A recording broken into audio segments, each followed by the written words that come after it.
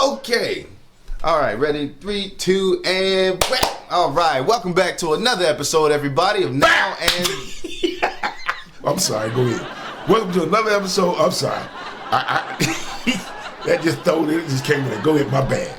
I ain't gonna say nothing else.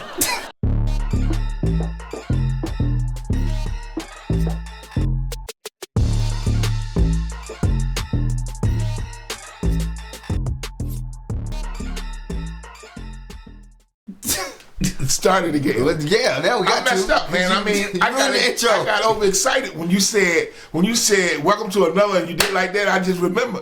All right. Pow! Welcome to another episode of Now and Then, everybody.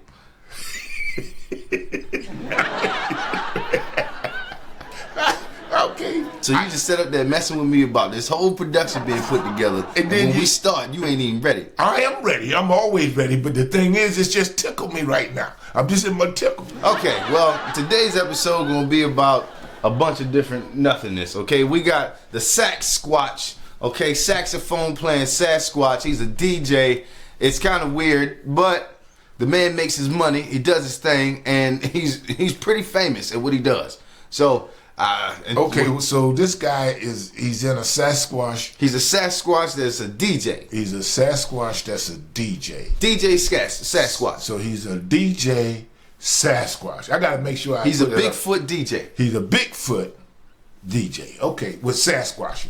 Now he do the Sasquatch in here because I know when they had the monster guy, they did the monster mash. They did the monster mash. So I'm just saying. No, it's not the. He's not gonna do the shuffle or, the boogaloo sashable, anything like that. He's not gonna do that. Okay.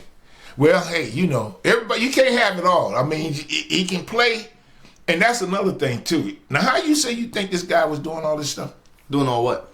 This music that he's doing. What you mean? Like, how's he doing it? He's got like the apparatuses to do it. What are we talking about? Yeah, but how the apparatuses that he's doing it? We know that he's sequencing and stuff, but I haven't seen a sequencer in years. Yeah, but you don't need that if you got a drum machine.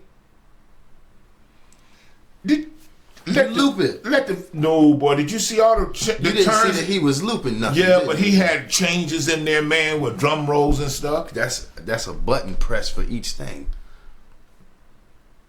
Is that hard for you to fathom? Oh my goodness, Lord. No, seriously, is that hard for you to fathom for real? No, the point is that what you don't understand that he has like 16 different buttons. Each button has a sound. Yeah, but it doesn't have the time or the rhythm. He has to push the button in the time. Yeah, but what he did, what I'm trying to tell you is, okay, watch him start. How about that? I know this part, man. I just tell you, man. Do you think you're better off alone? Do you think you're better off alone?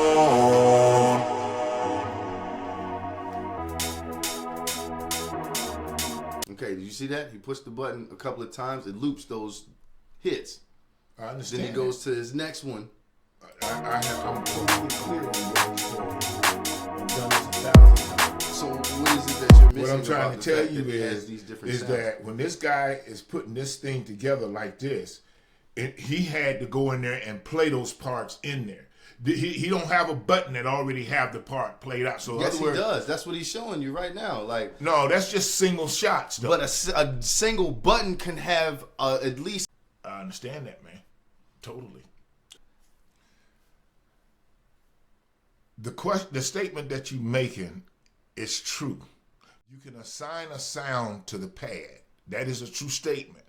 However, when you assign that sound to that pad, whatever that sound is, when you hit the pad, that's all it's going to do. And let me explain. For y'all that know, and you should understand what a purgiation is, that's when it plays in a sequence. Yeah. If you don't already have that programmed in that pad. You don't have to. That's what the timing's for. I'm telling you, literally, that's what this set up for. Okay. I just was watching the man do his full DJ. Not this guy. I just watched another guy do a DJ set with the synthesizers. So what you trying to tell me is that when he pressed that note, it go doo doo doo doo doo doo doo. He can make it do that. Is what I'm telling you. So that boo doo doo doo doo. He can make it do that. Okay, but he has to record that boo doo doo doo doo boo doo. It's a programming sound that is inside the software. that you can put into the pad. I watched a few different people do this. But they have to assign the pad that sound, yes, and that sound has to be a sound that is played. So what I'm trying that, to say... No, not that is being played. Because you can load in any sound into that. You can load in a bus crash to that. You don't have to play okay, a bow for that to happen. Okay, I understand that. But let me just say that. And y'all hold on for a second, chat. I'm just going to use this one piece of equipment for an example. Alesis came out with a sampler, with a drum machine. Okay, just so they know how long ago you're talking about. It does, the principle it does, man, because different things have changed over time. A drum machine's still going to be a drum machine. But Pops, they have like 20,000 different versions of that now. Like you used to, like you told me about the reel, like reeling that thing. Like you know how easy it is to. But the basic. This is why we call this show Now and Then, because he don't understand. I'm trying to tell of where you're coming from. Okay, so people that are watching this that are younger don't understand what you're saying. Alesis was a company that made what we call sequencer. When?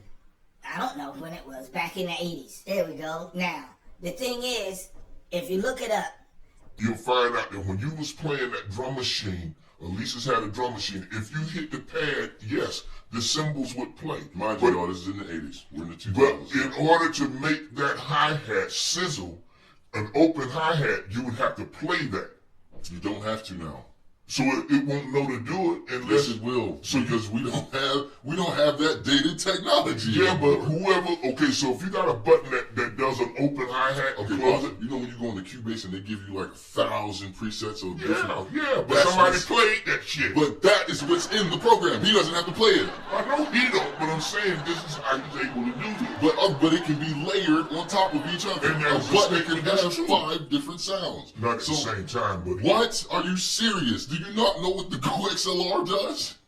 You think how you gonna have a button that all right, we're just gonna move on, how guys. You gonna say the button it does? You don't know. I just told you. That's how I told you the date from the 80s to the 2000s is different. Has advanced. Yes. But the theory is the same. I'm speaking from a theory point.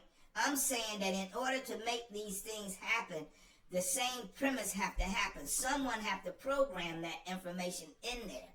You're saying that this guy here is not happen to do that. I'm saying that he's the one that did this because it's his song. He knew where he wanted all the drum rolls and all the stuff that was coming in. So how you saying that he had the tom-toms coming?